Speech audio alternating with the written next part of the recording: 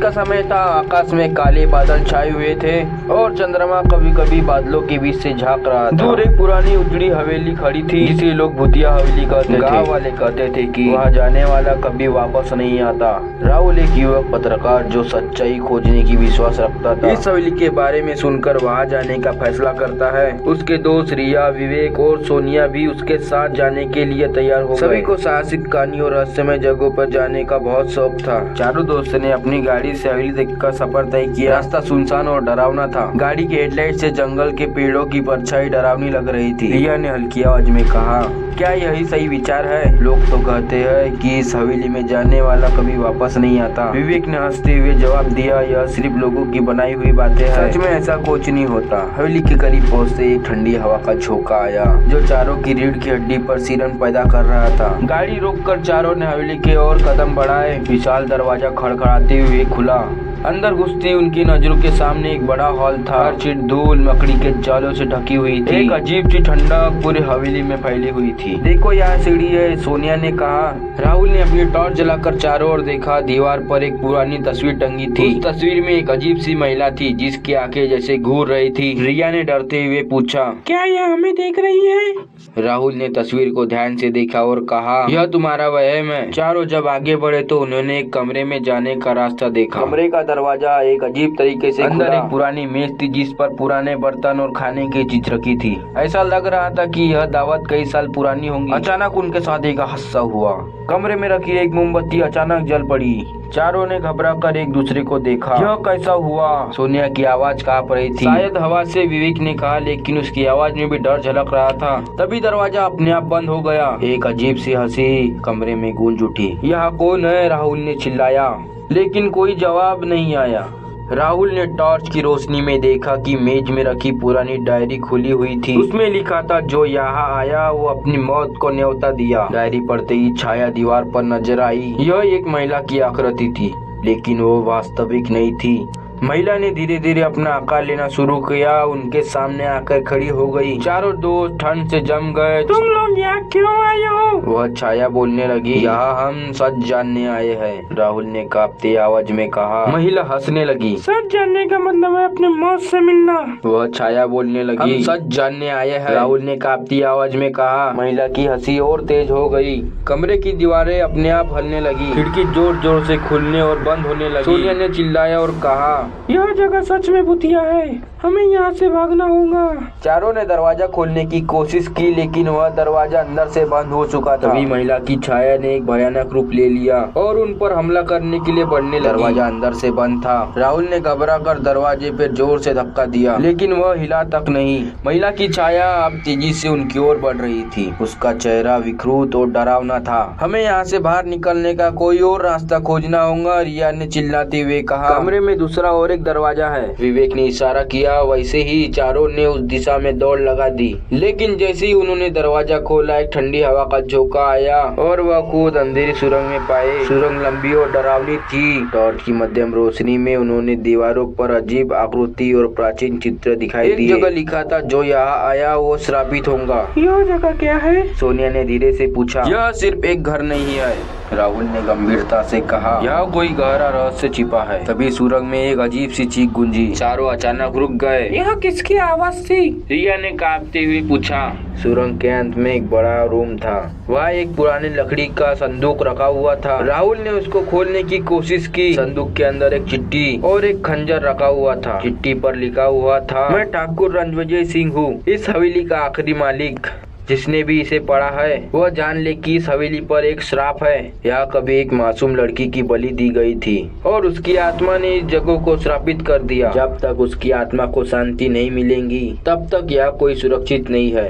तो यह सब लड़की की आत्मा का काम है, विवेक ने कहा। शायद यही वह छाया है जो हमें परेशान कर रही थी, राहुल ने जवाब दिया। हमें उस आत्मा को शांति देनी होगी। जैसे ही राहुल ने चिट्ठी पढ़ी, रूम में आग की लपटें उठने लगी। महिला की आत्मा फिर से प्रकट हुई। इस बार वह और गुस्से में थी। तुम लोग यहाँ से नहीं बच सकते, उसकी भयानक आवाज गूंजी। चारों दोस्तों ने खंजर उठाया। शायद ये खंजर आत्मा को रोकने का तरीका है, राहुल ने कहा। आत्मा ने अचानक हमला किया। चारों ने बचने की कोशिश की, लेकिन आत्मा ने उनको अलग अलग दिशा में फेंक दिया। आत्मा ने सुरंग के एक और गुप्त दरवाजे के पीछे धकेल दिया। वहाँ उन्हें एक बलि स्थान दिखा। जगह में खून के धब्बे और टूटे हुए पत्थर के भरी थी। यह वही जगह है जहाँ उस लड़की की बलि दी गई थी। सोनिया ने कांपते हुए कहा, हमें इस जगह पर कुछ करना होगा ताकि उस आत्मा को मुक्ति मिले। खंजर उठाते हुए कहा। तभी आत्मा वहाँ प्रकट हुई। उसने चिल्लाकर कहा, कोई मुझे नहीं रोक सकता। यह हवेली मेरी है और मैं इसे किसी को नहीं छोड़ूंगी। आत्मा ने हवेली को हिलाना शुरू कर दिया। दीवारें गिरने लगी, छत से पत्थर गिरने लगे। राहुल ने आत्मा की ओर खंजर फेंका, लेकिन वह उसे हवा में रोककर हंसने लगी। यह आसान नहीं होगा, आत्मा ने कहा। तभी रिया ने चिट्ठी के पीछे एक प्रार्थना पढ़ी। वह एक सांस्कृतिक मंत्र था। मंत्र सुनते ही आत्मा की ताकत कम हो गई। जल्दी करो रिया, विवेक ने चिल्लाया। जैसे ही प्रार्थना शुरू हुई, आत्मा की दर्दनाक चीख के साथ गायब हो गई। हवेली शांत हो गई। चारों दोस्त जैसे तैसे बाहर निकले। बाहर आते ही सुबह हो चुकी थी। उन्होंने राहत की सांस ली। हमने आत्मा को रोक दिया, राहुल ने कहा। क्या यह सचमुच खत्म हो गया है? रिया ने आकांक्षा से पूछा। जैसे ही वे गाड़ी में बैठने लगे, हवेली के अंदर से हंसी की आवाज सुनाई देने लगी। सच में आत्मा से बच पाए या सिर्फ शुरुआत थी? चारों दोस्तों ने राहत की सांस ली थी। जैसे ही गाड़ी स्टार्ट की, गाड़ी अपने आप बंद हो गई। राहुल ने कोशिश की, लेकिन गाड़ी ने चलने से इनकार कर दिया। यहाँ से पैदल निकलना होगा, विकास ने कहा। हवेली से दूर जाते समय उन्हें एहसास हो रहा था कि कोई उनका पीछा कर रहा है। सोनिया ने पीछे मुड़कर देखा, लेकिन वहाँ कोई नहीं था। यह सब मुझे गलत लग रहा है, रिया ने घबराते हुए कहा। गांव में पहुंचने के बाद चारों ने राहत की सांस ली, लेकिन यह राहत ज्यादा देर तक नहीं टिक पाई। गांव के लोगों ने उनकी हालत देखकर सवाल पूछना शुरू किया। क्या तुम लोग उस हवेली में गए थे? एक बुजुर्ग ने चिंता से पूछा। हाँ, लेकिन हमने आत्मा को शांत कर दिया है, राहुल ने जवाब दिया। यह सुनते ही बुजुर्ग के चेहरे पर रंग उड़ गए। तुम लोग जानते हो कि तुमने क्या किया है? आत्मा शांत नहीं हुई, वह अब तुम्हारे साथ आई है। रात को होटल में जहाँ चारों ठहरे थे, अजीब घटना होने लगी। लाइट झपकने लगी, खिड़कियाँ अपने आप खुलने लगी। विवेक ने गुस्से में कहा, यह सब वहम है, हम सब बहुत थके हुए, आराम करो। लेकिन तभी बाथरूम से सोनिया की चीख सुनाई दी। सभी दौड़कर वहाँ पहुँचे। सोनिया जमीन पर बेहोश पड़ी थी और शीशे पर खून से लिखा था, तुम अब बच नहीं सकते, यह श्राप अब तुम्हारा है। अगले दिन चारों ने गांव के बुजुर्ग के कहने पर तांत्रिक से मिलने का फैसला किया। तांत्रिक ने उन्हें देखकर कहा, तुमने बड़ी गलती कर दी है। उस आत्मा को शांत करना इतना आसान नहीं है। अब वह तुम्हारे साथ हर जगह जाएंगे। तो हम क्या करें? राहुल ने पूछा। तांत्रिक ने कहा, उस आत्मा को केवल उसी बलिस्तान पूरी विधि के साथ शांति दी जा सकती है, लेकिन इसके लिए तुम्हें सबसे बड़ी बलि देना होगा। चारों दोस्तों ने डर और साहस के साथ हवेली लौटने का फैसला लिया। रास्ते में उन्हें बार बार ऐसा महसूस हो रहा था कि उनके साथ कोई चल रहा है। हवेली के अंदर घुसते ही आत्मा ने उनका स्वागत किया। इस बार वह और भी शक्तिशाली थी। तुम वापस क्यों आए हो? आत्मा की गूंजती आवाज से हवेली कांप उठी। राहुल ने साहस करके कहा, हम तुम्हें मुक्त कराने आए हैं, हमें बताओ तुम्हें क्या चाहिए? आत्मा ने हंसते हुए बोला, मुझे चाहिए तुम्हारा सबसे कीमती रिश्ता, लेकिन तभी मैं मुक्त हो सकती हूँ। तांत्रिक के निर्देश के अनुसार आत्मा को शांति देने के लिए एक पवित्र अनुष्ठान करना था, लेकिन इस अनुष्ठान में को अपनी जान देना था। चारों ने एक दूसरे की ओर देखा। मैं जाऊंगा, राहुल ने कहा। यह सब मेरी वजह से शुरू हुआ था। नहीं, मैं जाऊंगी, रिया ने कहा। तुमने हमें यहाँ लाने की कोशिश की, लेकिन यह मेरा फैसला था। लेकिन इसमें से पहले कोई कुछ कर पाता। विवेक ने खंजर उठाकर कहा, तुम सब मेरे सबसे कीमती चीज हो, मैं तुम्हें बचाने के लिए यह करूँगा। विवेक ने खुद को बलिस्तान पर खड़ा किया और आत्मा के सामने अपनी जान दे दी। जैसे ही बलिदान पूरा हुआ, आत्मा दर्दनाक चीख के साथ गायब हो गई। हवेली की दीवारें गिरने लगी और सब कुछ खत्म होते दिखा। राहुल, रिया और सोनिया बाहर भागे। हवेली अब पूरी तरह खंडर बन चुकी थी। गाँव लौटने के बाद सब कुछ सामान्य लग रहा था, लेकिन सोनिया को अपने कमरे में वही हंसी सुनाई दी। राहुल, रिया और सोनिया गांव लौट आए थे। हवेली अब खंडर बन चुकी थी। सब कुछ सामान्य लग रहा था, लेकिन विवेक के बलिदान का दर्द अभी भी दिल में था। एक रात जब राहुल अपने कमरे में सो रहा था, तभी उसको महसूस हुआ कि कोई उसे देख रहा है। उसकी आंखें खुली तो खिड़की के पास एक परछाई दिखी। वह जल्दी से उठा और टॉर्च जलाकर देखा, लेकिन वह कोई नहीं था। वह मेरा भ्रम था, उसने खुद से कहा, लेकिन दिल में एक डर छुपा हुआ था। सोनिया को रात को एक अजीब सा सपना आया। उसने खुद को हवेली के बलिस्तान पर खड़ा पाया। विवेक उसके पास खड़ा था, लेकिन उसका चेहरा डरावना हो चुका था। तुमने मुझे क्यों छोड़ा? विवेक ने गुस्से में कहा। सोनिया चिल्लाकर उठी, उसकी चीख सुनकर रिया और राहुल दौड़कर आए।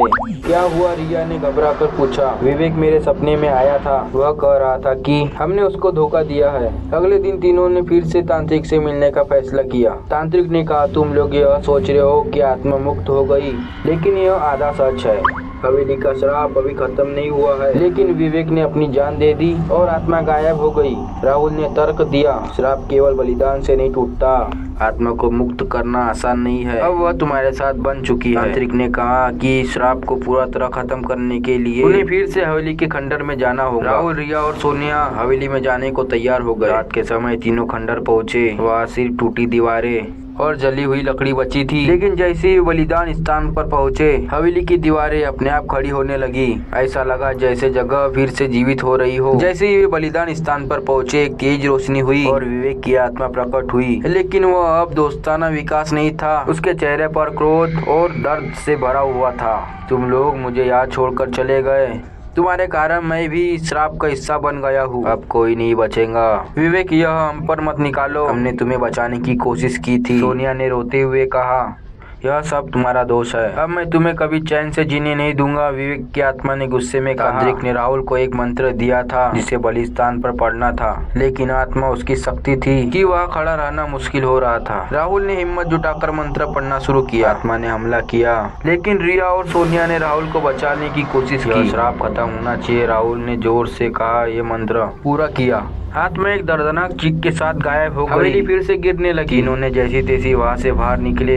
गांव लौटने के बाद तीनों ने महसूस किया कि अब सब कुछ शांत है। विवेक की आत्मा और हवेली का श्राप खत्म हो चुका था। लेकिन कुछ दिन बाद जब राहुल ने अपने कमरे में एक पुरानी तस्वीर देखी, तो उसमें विवेक और वह महिला की आत्मा दोनों साथ खड़े मुस्कुरा रहे थे। श्राप खत्म हुआ था, लेकिन भूतिया हवेली की कहानी हमेशा के लिए नहीं। यहाँ तक वीडियो को देख रहे हो तो लाइक, सब्सक्राइब और शेयर करना और कमेंट में बताना कि आपको वीडियो कैसी लगी। धन्यवाद।